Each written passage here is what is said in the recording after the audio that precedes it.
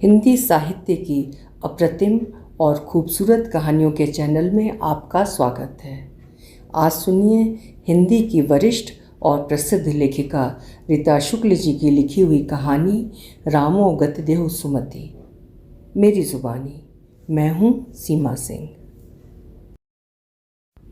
हवन में पड़ी कसैली लकड़ी के धुएं से आंखों में कड़वाहट भर आई थी, या भीतर उबलते आंसुओं की जलन पुतलियों के लिए असह्य हो रही थी। ठीक ठीक ज्ञात नहीं हो सका, लेकिन देवी स्तोत्र के सूक्तों के बीच आवेश से लाल भभूका हुआ जो चेहरा पूजा के ध्यान को गहरी अनिमस्कता में बदलने के लिए देवी दुर्गा की मूर्ति को पीछे हटाकर बार बार सामने आ रहा था, उसकी एक मुद्रा मेरी आस्था पर आक्रोश की घनी चोट करती हुई मेरे भीतर आज भी उतनी ही विकलता से करवटें बदल रही है। तुम्हारा नाम क्या है? किस गांव से आई हो? क्या तकलीफ है तुम्हें? प्रश्न ही प्रश्न, कोई उत्तर नहीं। मनोचिकित्सा विभाग के अध्यक्ष डॉक्टर शर्मा ने धीरे से कहा था, बड़ा उलझा हुआ केस है बेचारी का, पहले वार्ड से बाहर चलें, मैं आपको सारी बातें विस्तार से बताऊंगा। फिर नर्स से बोले थे, सिस्टर इसे भीतर ले जाइए। मेरे पांव जैसे किसी अज्ञात बेड़ी से जकड़ दिए गए हों। उस महिला मनोचिकित्सा खंड के लंबे चौड़े कमरे से निकलते हुए मैंने अनुमान लगाया था। उस रोगड़ी की दीप्ति हुई बड़ी बड़ी आंखें दूर तक मेरा पीछा कर रही थीं। बरामदे पर पहुंचकर डॉक्टर शर्मा और मैं सीढ़ियों से नीचे उतरने ही वाले थे कि कमरे से एक चीत्कार सुनाई पड़ा था, हमरा के मत रोक, हम घर जाए। अपने जनपद की बोली सुनकर मेरे रोम रोम में एक अव्यक्त उत्कंठा उमग आई थी। डॉक्टर शर्मा की उदासीनता के बावजूद जमीन में लौटकर बेतहाशा बिलखती उस युवा रोगिणी को मैंने अपने अखबार में समेट लिया था। आप नहीं जानती वाणी जी, इस वक्त ये दौरे की हालत में है, मुझे डर है आपके सहानुभूति दिखाने से। डॉक्टर शर्मा की बातों के जवाब में उसने अपनी लाल लाल आंखें उनकी ओर उठाई थीं। उन आँखों में नफरत की गहरी छाप थी। हम मर जाए, हम ऐजा न रहब। उसने लपक के मेरे पांव पकड़ लिए थे और अस्पताल से बाहर ले जाने के लिए मेरी चिरौरी करने लगी थी। मुख्य द्वार तक उसकी चीखों ने मेरा पीछा किया था। डॉक्टर शर्मा से उसकी बाबत सब कुछ सुन लेने के बाद कुछ भी समझना शेष नहीं रह गया था। चंपावती नाम के अनुरूप चंपे के रंग की कोमल काया वाली एक अबोध बालिका, तिवारीपुर के सुखदेव साहू की चौथी संतान। क्या जन्म से ही असामान्यता के लक्षण थे उसमें? मैंने सुखदेव साहू की पत्नी से सब कुछ जानने के लिए उन्हें कुरेदा था। ना बचिया, झूठ ना बोलब, हमार चारों लड़किन में सबसे सुंदर, सबसे अकिलवान यह बेटी रहे। ठाकुर जी के ऐसन कोप भइल की। सुखदेव साहू की माँ ने घूर कर मुझे देखा था, फिर पूछा था, ची कवना बात के तू खबर छपैबू का, केकरा के डामिल फांसी दिलवैबू? मेरा मन हुआ था कंजी आंखों वाली उस बूढ़ी औरत को झकझोर कर कहूँ, हाँ, मैं भोजपुरिया गांवों के उन तमाम अंधे कानूनों की डामिल फांसी चाहती हूँ जिनकी गिरफ्त में फूल से जीवन तहस नहस हो जाते हैं। मैं उस व्यवस्था के विरोध में धार धार हथियार बनकर खड़ी होना चाहती हूँ जिसकी भोतरी रेती से न जाने कितनी अबोध बालिकाएं आए दिन जिबह कर दी जाती हैं। मेरे शहर की मानसिक आरोग्यशाला में डाल दी गई चंपावती की उसके पिता ने, उसके घर के दूसरे सदस्यों ने दोबारा खोज खबर तक नहीं ली। उसका कसूर क्या था? मेरी 80 वर्षीय दादी ने दो टूक निष्कर्ष दिया था, ओकर कसूर बा तिरिया जन्म, दोसर कुछ ना। उनके पोपले गले से भूरे बिसरे गीत की कड़ियाँ आंसुओं में नहाए नारी जन्म की शाश्वत वेदना को आकार देने के लिए निस्तब्ध कमरे में गूंजने लगी थीं। माई के कोखिए सुंदर दिया रे जमली, सगरे अयोध्या रे अनहार। क्यों? सुंदर पुत्री के जन्म लेने मात्र से सारे नगर में अंधकार क्यों? चंपावती ने प्राण प्रण से विरोध किया था। स्वरूप भैया को गेहूं की रोटी, अरवा चावल का भात और हमारे लिए मकई का टिक्कड़, हम ऐसा खाना नहीं खाएंगे अम्मा, कह देती है। सुरसती दीदिया, तुम भी मत खाना। आज अरज मान ले बचिया, जल्दी से खा ले, दादी सुन लेगी तो बाबूजी से कहकर। बाबू बाबू देखो ना, चंपिया हमारी रोटी छीन रही है। क्या कहा? रोटी चाहिए, मालपुआ नहीं? बड़ी आई है पटरानी बनकर, खेतिहर की बेटी और घमंड सातवें आसमान का। ठहर अभी तेरा झोटा पकड़कर। चंपावती मार खाकर भी नहीं रोई, उल्टे उसने एक नया रास्ता अख्तियार किया। हम बाबू का कलेवा दुकान पर लेकर नहीं जाएंगे। जा, चल जा हमारी रानी बेटी। नहीं अम्मा, स्वरूप और किशन दिन भर बड़का टोले के लड़कों के साथ कंचे खेलते रहते हैं, तुम उनसे कहो ना। यही चंपिया के जीव सिरपालपुर वाला बढ़वा दर्जी के कैंची अस चलता आवेदा सुखदेव के। चंपावती ने मार खा खा कर भोतरी हो गई पीठ पर से कपड़ा उलट दिया था। बाबू से पिटवा कर पेट नहीं भरता तो पहले तू ही मार ले दादी, लेकिन कान खोल कर सुन ले, हमने एक बार जो कह दिया सो कह दिया। उस दिन चंपावती एकदम शांत बैठी थी। सीधे पल्ले के आंचल में चिकित्सालय के जंगली फूलों के गुच्छे तोड़कर उसने मेरे लिए सहेजे रखे थे। अब कैसी तबीयत है चंपा? अरे इतने सुंदर फूल! उसने धीरे से सारे फूल सीढ़ियों पर बिखरा दिए थे। तुम कुछ बोलोगी नहीं? अच्छा ये बताओ, क्या सचमुच कभी तुम्हारा मन नहीं होता कि तुम खूब हंसो, खूब गाओ, अपने मन की बात मुझसे मत छिपाओ? बोलो चंपा, कुछ तो बताओ। उस दिन पहली बार घने बादलों की तरह उमड़ती हुई यादों के कतरे चंपावती की उदास आंखों में उमड़ आए थे। एक जीवन अपने असमय चुक जाने की अथाह व्यथा कथा लिए मेरे सम्मुख था और मैं अपने आप को अभियोगी मानकर निरर्थक निश्वासों में ना जाने कौन सा उपचार ढूंढने चली थी। दरके हुए शीशे की तरह सैकड़ों खंडों में बटी मेरी पारदर्शी चेतना चंपावती की मनोदशा के सारे अंश सहेजने के लिए प्रतिबद्ध थी। गांव की प्राथमिक पाठशाला में छोटे चौकीनुमा आसन पर झबरीली मूछों वाले विभीषण पंडित विराजमान हैं और सामने अहाते में टाट के टुकड़ों पर तिवारीपुर के तीनों टोलों से निकलकर आए नवरत्नों की पांत बिछी है। रामो गति दू देहु सुमति। निचले होंठ के दाहिनी छोर पर औकात से बाहर तंबाकू की मात्रा दबाए विभीषण पंडित जी कफ की छरछराहट के बीच बाल पोथी के पहले पाठ का उच्चारण कर रहे हैं। स्वरूप, किसना, बाल गोविंद, प्रभु, रमुआ, गुदड़ी, हीरा, सुदामा, सबको एक एक करके पाठ दोहराना है। जो नहीं याद करके आया है उसकी पीठ पर बेत की मार पड़ेगी। स्वरूप की आंखों से बहते आंसुओं में काजल की मोटी लकीर भी शामिल है। वो लाख कोशिश करे संस्कृत के श्लोक का एक भी अक्षर उसके जहन में नहीं समा सकता। कृष्णा पंडित जी की नज़र बचाकर टोपी और थैला समेटता हुआ अहाते से बाहर भाग जाना चाहता है। चंपा खेतों की मुडेर पर खड़ी देख लेती है। उसके पैरों में रहरेटे की खूंट चुभ रही है। उसकी ओढ़नी का एक छोर माटी में घिसटता जा रहा है, फिर भी कोई परवाह नहीं। आज वो गुरुजी के सामने साबित करके रहेगी कौन बेहतर है, वो या पंडित विभीषण शास्त्री। चंपावती के कंठ से इतना साफ उच्चारण सुनकर विस्मय विमुग्ध हैं। त्वमेव माता च पिता त्वमेव। नन्ही चंपा की आंखें मूंदी हैं, उसके हाथ प्रार्थना की मुद्रा में जुड़े हुए हैं। त्वमेव बंधुश्च सखा त्वमेव। गुरुजी की आंखों में अपने लिए प्रशंसा का भाव पाकर वो एक नए उल्लास से भर उठती है। त्वमेव विद्या द्रविणम त्वमेव, त्वमेव सर्वम मम देवदेव। अपने झुके हुए माथे पर एक अप्रत्याशित चोट पाकर वो सहम जाती है। काहो बिभकन, सबसे बेसी सीधा हमरा घर से पावल आ हमरे छोकरिया के बहकावत बाड़, कहाउत बाकी। विभीषण पंडित हगलाते हुए सफाई देना चाहते हैं। जनेऊ की सौगंध जजमानिन, हमने चंपिया को कभी पाठशाला के भीतर नहीं घुसने दिया, फिर भी इसने एक पाठ याद करके सुना दिया तो कौन सी गलती करती। शहर में जाकर देखो, इसकी उम्र की लड़कियां स्कूल जाती हैं पढ़ लिख कर। आपन ज्ञान अपनी झोरी में रखी पंडित जी। बनिया साहूकार की बेटी इजलास पर चढ़ी कि सूप दौरा चलनी जाता संभारी। चल रे चंपिया, घरे चल। मुझे खुशी हुई थी। चंपावती ने मुझसे सादे कागज़ वाली कॉपी मांगी थी और रंग बिरंगी पेंसिलों का एक डिब्बा। डॉक्टर शर्मा भी उत्साहित थे। आपकी चंपा का मन बदल रहा है, ये लक्षण बड़े अच्छे हैं, जाइए जाकर देखिए, उसने आपको भेंट में देने के लिए कोई चीज़ तैयार की है। उसने अपने बिस्तर के नीचे से सादे कागज़ का एक बड़ा टुकड़ा निकाल कर लजाते हुए फैला दिया था। विक्षिप्तता की अंतिम हद तक पहुंच चुके उस कल्पनाशील मन की समस्त अंतरंगता मेरे सामने खुली हुई थी। गहरे नीले रंग की पेंसिलों से आकाश का उन्मुक्त विस्तार खींचा गया था।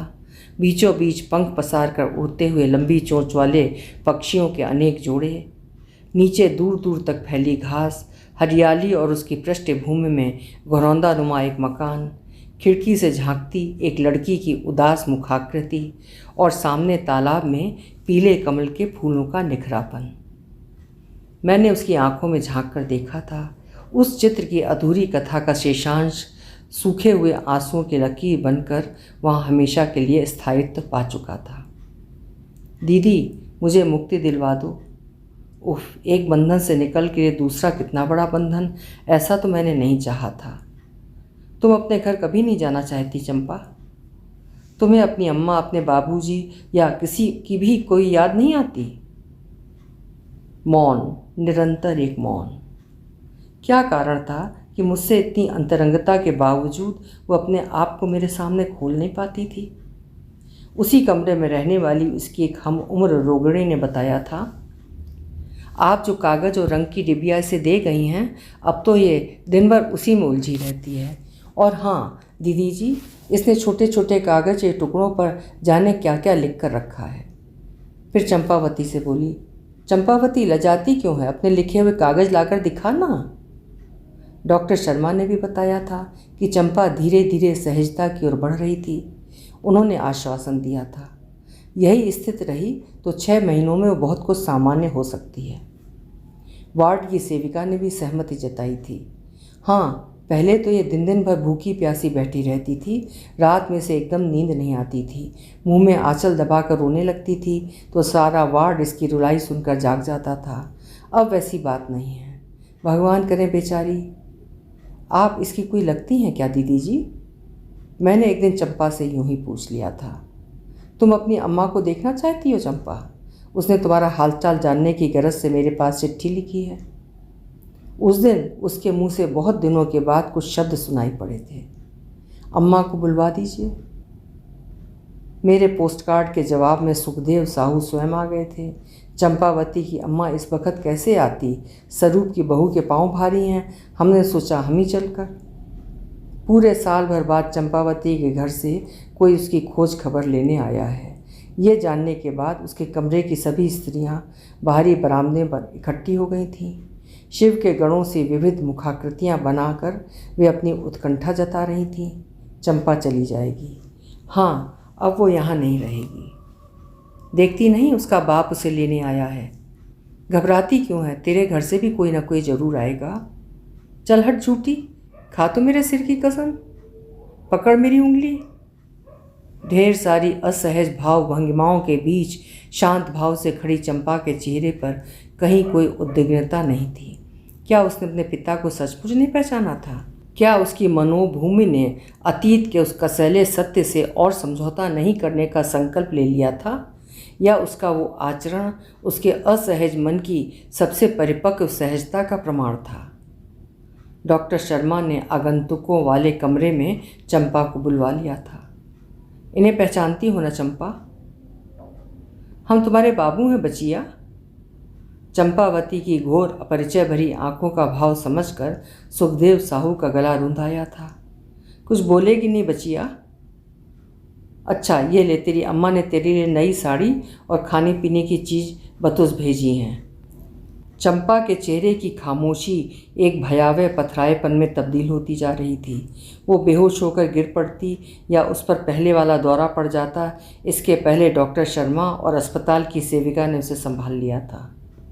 सुखदेव साहू का मलाल डॉक्टर शर्मा के सामने गहरी शिकायत के रूप में फूटा था। हमारी चंपिया अच्छी भली थी, आप लोगों ने बिजली की सेक देकर उसका दिमाग एकदम सुन्न कर दिया डॉक्टर साहब। अब तो ऐसा हाल है कि हमको भी नहीं पहचानती। सदैव प्रसन्नचित्त रहने वाले डॉक्टर शर्मा को उस दिन पहली बार क्रोध के आवेश में जोर जोर से बोलते सुनकर जनाने वार्ड के सभी कर्मचारी चौंक गए थे। आप और आपके परिवार के दकियानूसी व्यवहार ने इस बच्ची का जीवन बर्बाद कर दिया और अब उल्टे हम पर आरोप लगाते आपको शर्म नहीं आती? जिस दिमागी हालत में यह लाई गई थी उससे साफ जाहिर था कि आपका घर इसके लिए एक कैद खाना था। इसकी छोटी बड़ी हर इच्छा को आप लोगों ने आखिरी सीमा तक कुचला और फिर चलती फिरती लाश बनाकर यहाँ दाखिल कर दिया। एक बात ध्यान में रहे सुखदेव साहू जी, हम अपने रोगियों को उनके मनोनुकूल माहौल देने की कोशिश करते हैं, उनकी सोई हुई सुख शांति को वापस लाने का प्रयत्न भी करते हैं। दिमाग के सारे कल पुर्जे दुरुस्त करके हूबहू पहले वाली स्थिति प्रदान करना हमारे वश की बात नहीं। आप यंत्रणाएं देकर किसी अच्छे भले जीवन को तहस नहस कर दें और हम मसीहा बनकर उसका कायाकल्प कर दें। हमसे इतनी बड़ी उम्मीद पालने का कोई भी हक आपको नहीं है, समझे आप? सुखदेव साहू उसी शाम गांव लौट गए थे। चंपा पर भयंकर दौरा पड़ा था। चीख चीख कर उसने सारे कमरे को सिर पर उठा लिया था। हम कहीं ना जाए, हम ऐजे रहब। नींद की दवा के प्रभाव से किसी तरह रात के पिछले पहर में वो तनिक शांत हो पाई थी। लगभग 1 महीने बाद चंपा की माँ की एक छोटी सी चिट्ठी मुझे मिली थी, किसी स्कूली बच्चे से लिखवाए गए टेढ़े मेढ़े हरफ। यकीनन सुखदेव साहू को उस पत्र की कोई जानकारी नहीं रही होगी, तभी तो बचिया को मालूम कि यहाँ चंपिया के लिए कहीं किसी को कोई सोग नहीं है। पर हम क्या करें, माई का करेजा ठहरी कुम्हार के आवे जैसा दिन रात धधकता रहता है। ठाकुर जी से यही विनती है कि हमारी चंपिया सुधर जाए, हमारी सांस रहते उसका कोई उपाय हो जाए। चंपिया के बाप जब से लौटे हैं उनके मिजाज का मेल नहीं मिलता।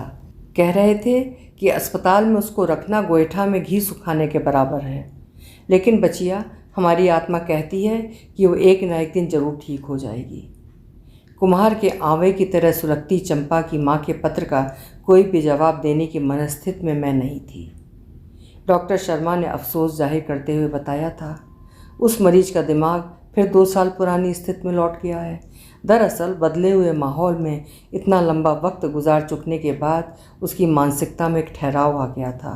अपने पिता को देखकर अतीत के वे सारे यातनादायी हिस्से फिर से उसके जहन में जीवित हो गए। और वो दिखा तो सही, तूने अपनी ओढ़नी के छोर में क्या छिपा रखा है? कुछ भी तो नहीं बाबू, कुछ भी तो नहीं। तो फिर ये क्या है? सगरे गांव में एके गो जोगिन मीरा अवतार ले ले बाणी। सुखदेव, हमार बात मान, जल्दी कवना लड़का देख के एकरा के पार घाट लगाओ, नहीं तो मुँह पर कारिक लागले चाहता। हाँ, हम मीराबाई बनेंगे। हमने कोई गलत काम नहीं किया है। हम तो छोटे गुरुजी को अपनी लिखी चीज़ दिखाने ले जा रहे हैं। छोटे गुरुजी यानी शहर से आया हुआ मुखिया जी का जवान जहान छोकरा राम प्रताप। तुझे उससे क्या काम है कलमुही? वे हमारी कविताओं को दुरुस्त कर देंगे। उन्होंने कहा था वह हमें ढेर सारी किताबें भी देंगे।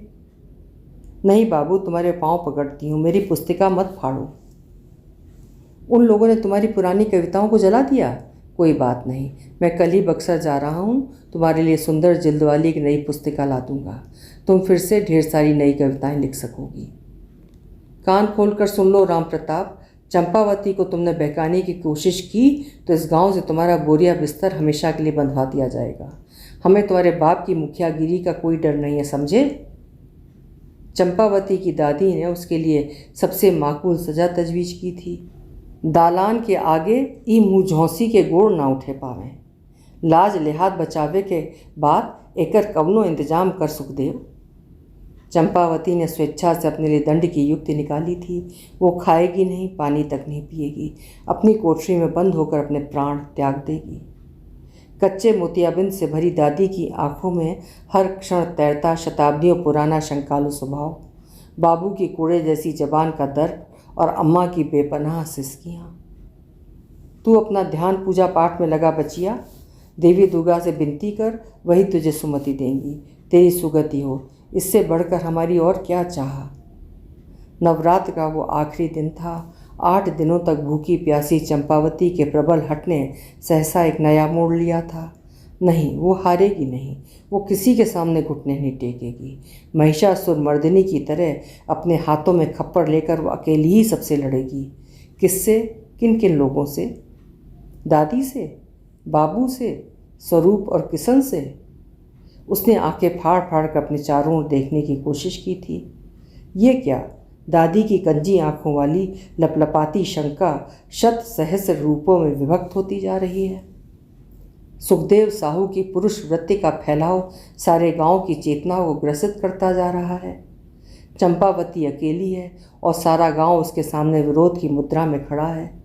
प्रतिपक्षियों की शक्ति उनकी सदियों पुरानी रूढ़ियाँ हैं और अपनी सही मुक्ति के लिए किसी नई दिशा का संधान करती चंपावती अकेली है, निपट अकेली। अपनी सहायता के लिए वो किसे पुकारे? क्या रामस्वरूप को? छोटे गुरुजी, आपने कहा था किसी भी अन्याय के आगे झुको नहीं। अपने मन के सच को सही पहचान देनी हो तो बुराइयों का डटकर मुकाबला करो। चंपा कुशल तैराक पानी की सतह पर बिछी गंदगी की परवाह नहीं करते।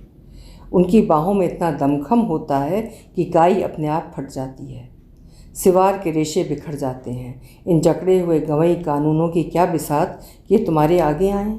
अपनी पहचान स्थापित करनी हो तो मजबूती से लड़ो चंपा। इन जर्जर कपाटों की चरमराहट की आवाज़ सुन रही हो ना, इन्हें टूटना ही है।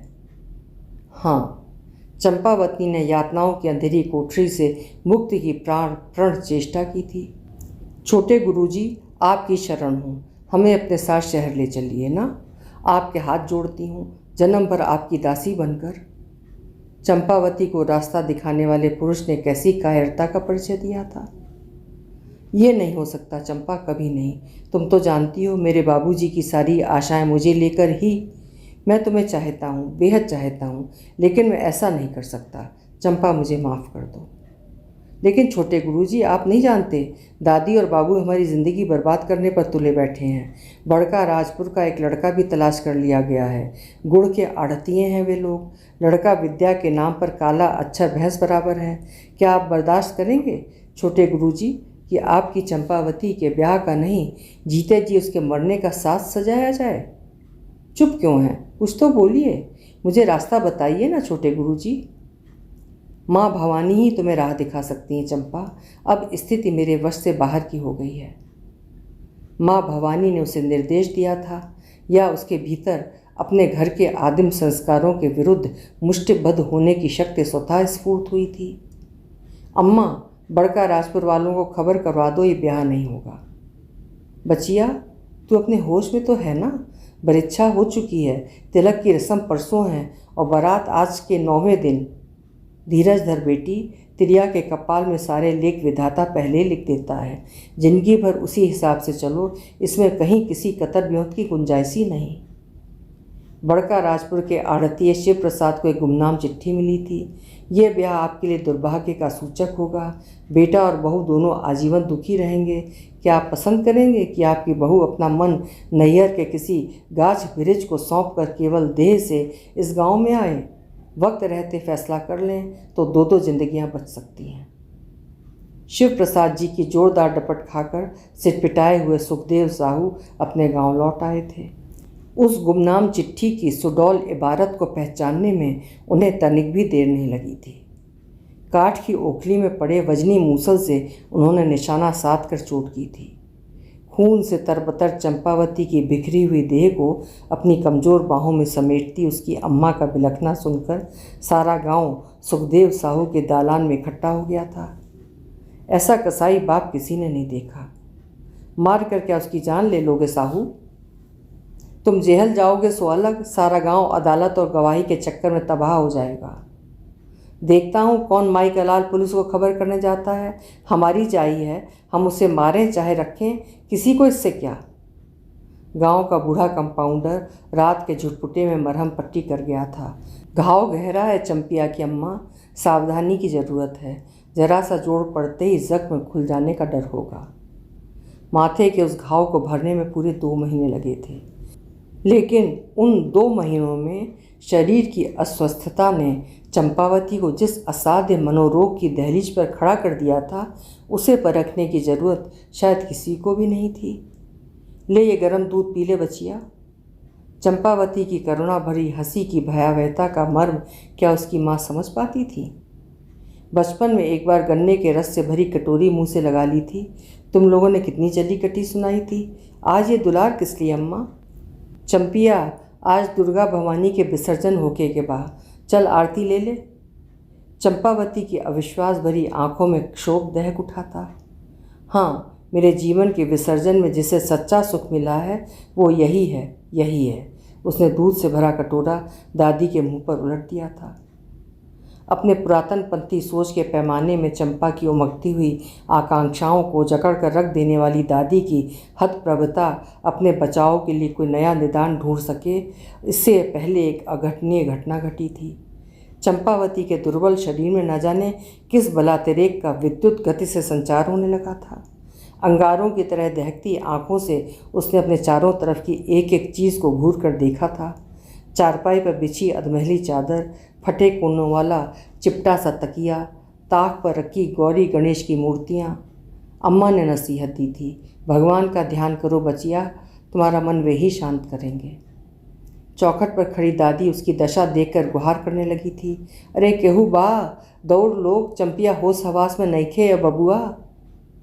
चंपावती होश हवास में नहीं रही, वो नीम पागल हो गई। कानों कान ये खबर पूरे गांव में बवंडर बनकर फैल गई थी। देवी थान जाने के बदले टोले वालों का मजमा सुखदेव साहू के अहाते में एकत्र होने लगा था।